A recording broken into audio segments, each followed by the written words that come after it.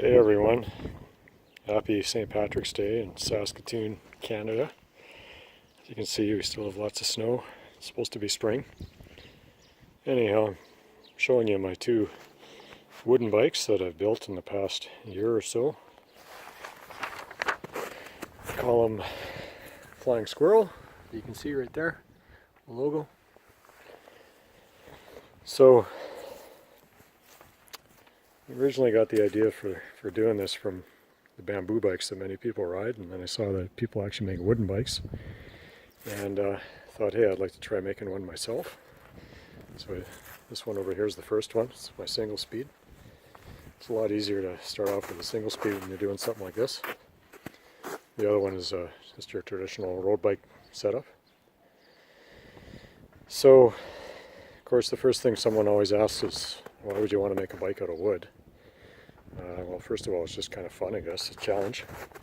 But, the thing about wood is it's got excellent kind of impact or shock absorption, and also has excellent vibration damping capabilities. That's why, like, carpenters prefer wooden hammers and the like. The other thing about it, too, is actually wood is actually very, very strong. People don't realize how strong wood actually is. It's actually, when you consider its weight, it's actually stronger strength for weight versus steel. The trick is, though, of course, is that it flexes a lot more. So you've got to compensate for that when you build a bike. So to get around that, then, that's why I have such huge tubes. So the cross-section on these tubes is very, very large, and that actually makes it quite stiff. So what I think is kind of unique about the way I've made these bikes is it's actually not made out of, you could say, solid wood like a lot of the other wooden bikes are, where it's not necessarily solid, but they, in a sense, almost CNC route them and then join the two halves together, and you get kind of a lightweight yet, solid wood bike. These ones are actually, I guess, what you'd call engineered wooden tubes. So what I've done is I take sheets of birch, I roll them into these tubes, and they're quite thin. I mean, the walls vary from about 2 millimeters to about 5 millimeters in thickness. And then I actually put a veneer on them, so I can use very high-end veneers. But it's not the whole bike is not made out of that wood. So in the case of the first bike here, this is a Edimo. I believe I'm saying that correctly. It's an African wood, mostly Edimo. And the second one here is it's actually curly sycamore, and then I did a flame maple finish on it. So it's that kind of an orange and black finish that you see. The back end of the second bike, by the way, is actually ebony. So you can see all the ebony wood there, and then I did the same with the headset tube here. The head tube is ebony on the front of this bike. So the trick, of course, with wood is the tubes themselves are extremely strong. In fact, that first bike there, it's probably overbuilt. I put it through some strength tests, and each tube will take 7,000 pounds in tension before they break. So it's very, very strong. Probably could have made that a lot lighter. But the second bike, it was basically built differently in the sense that the tubes are still the same, but it's actually joining them together that's the trick. So the first bike's made more like a bamboo bike, where I lashed it together with carbon fiber. So you can see all the carbon fiber joints here.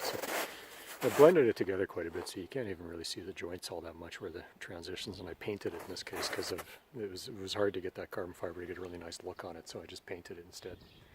There's the second one I did here is this is actually made split molds. So I made all the joints in, you can see the finish here on the second one, I made all the joints in basically split molds. So I made the molds myself and then made the parts. You can see the headset here too, kind of like a lug construction, the head tube I should say.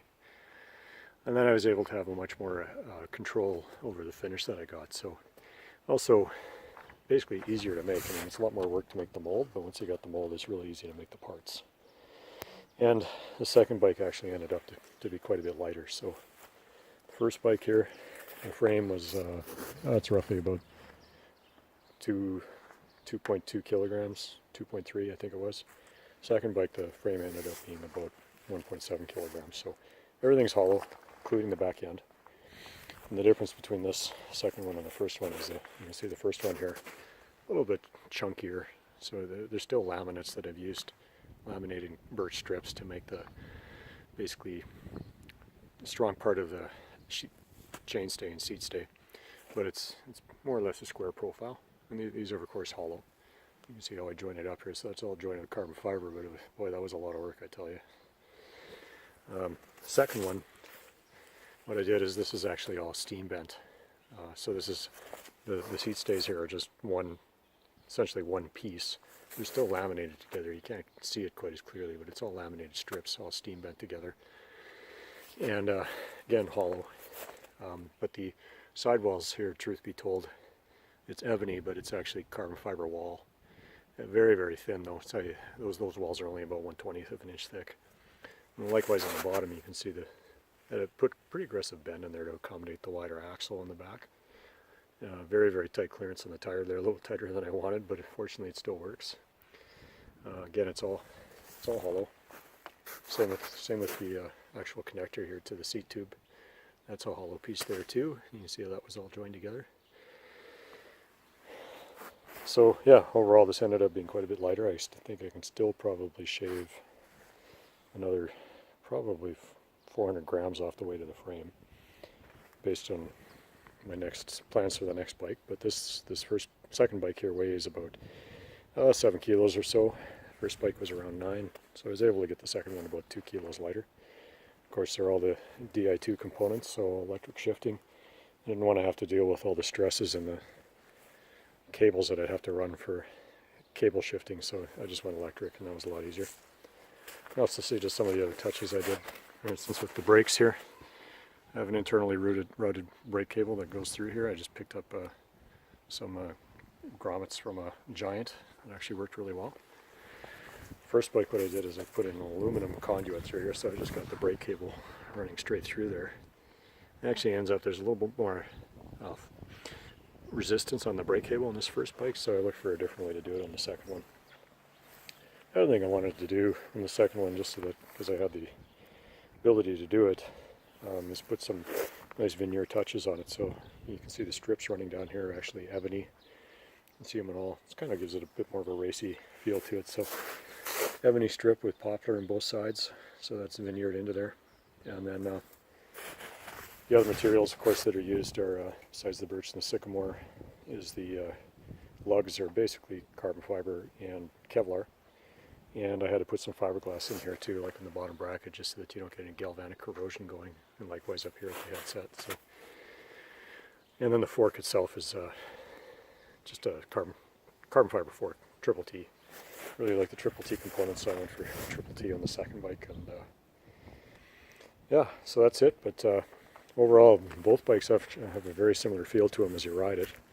I only have managed to take this, I just finished building the second bike here, so given all the snow I haven't had a chance to ride it very much yet, but the ride in these bikes are absolutely amazing. Like I've ridden all types of bikes. I've ridden steel, aluminum, carbon fiber, but these wooden bikes, it's like you're floating down the road. You just don't feel the road vibration or the bumps. It just absorbs it all, so I don't get nearly as tired when I'm riding these. At least that's my opinion. And yeah, it gives you a look too that you just simply can't get with any other kind of material.